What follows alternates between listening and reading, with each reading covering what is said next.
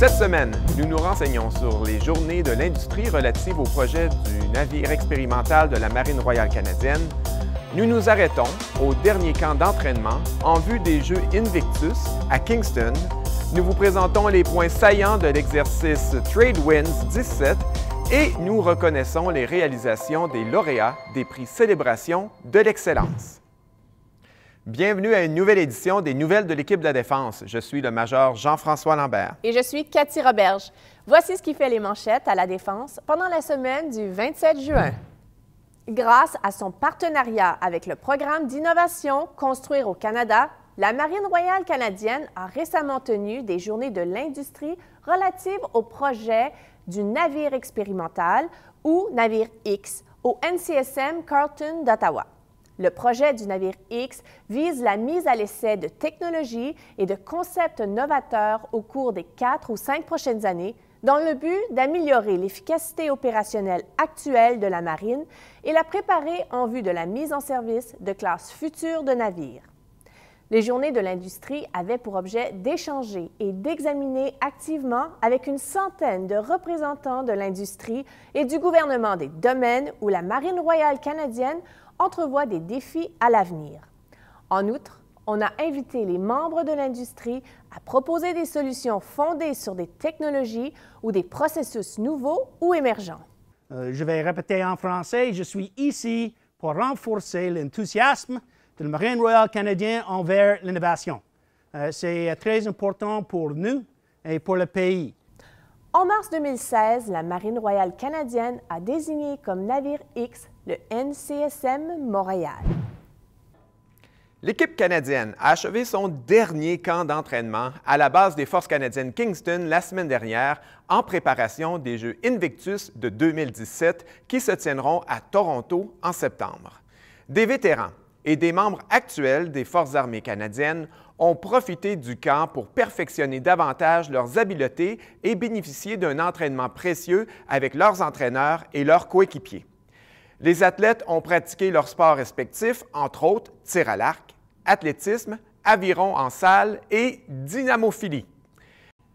Le brigadier général Shane Brennan, commandant de l'unité interarmée de soutien du personnel et chef de mission de l'équipe du Canada, a annoncé la composition de l'équipe de 90 personnes qui se rendront au jeu lors d'une activité au Fort Henry à Kingston le 15 juin. To all the athletes, thank you very much for accepting the challenge to represent Canada. It's not always easy to put up your hand and volunteer, so please remember through your journey, first and foremost, this is meant to support you in your own personal road to recovery and rehabilitation. Rendez-vous à canada.ca et recherchez le mot Invictus pour consulter la liste complète des participants. Félicitations à tous les participants aux essais de qualification et bon succès à notre équipe canadienne. Les Forces armées canadiennes sont récemment allées à la Barbade et à Trinité et Tobago, îles des Caraïbes, pour prendre part à l'exercice TradeWinds 17.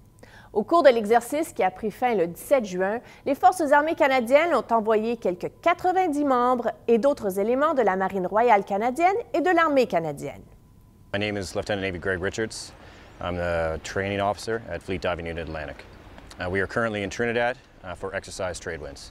This is a multinational exercise between the United States, Canada, and partner nations in the Caribbean. Fleet Diving Unit Atlantic's role here is to teach diving skills and to assist them in countering possible maritime threats in the area.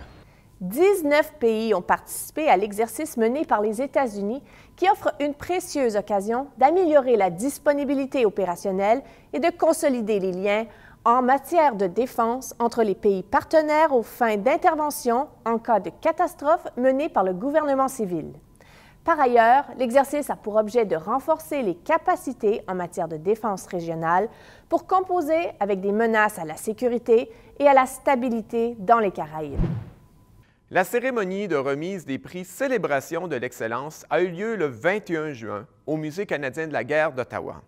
L'équipe de la Défense a souligné les réalisations remarquables de 50 personnes qui ont atteint d'importants objectifs qui auront une incidence positive sur l'équipe de la Défense de demain. Le mur des lauréats de cette année sera en montre dans le grand hall du quartier général de la Défense nationale du 22 juin au 6 juillet. Une liste des lauréats sera aussi publiée dans le site intranet de l'équipe de la Défense. Bravo, Zoulou, à toutes les personnes reconnues. Avant de terminer, nous voulons souhaiter à tout le monde une très joyeuse fête du Canada et on veut vous encourager à participer aux festivités organisées au cours de l'année à l'occasion de Canada 150. Visitez le site canada150.ca pour vous renseigner davantage. Merci beaucoup d'avoir été à l'écoute.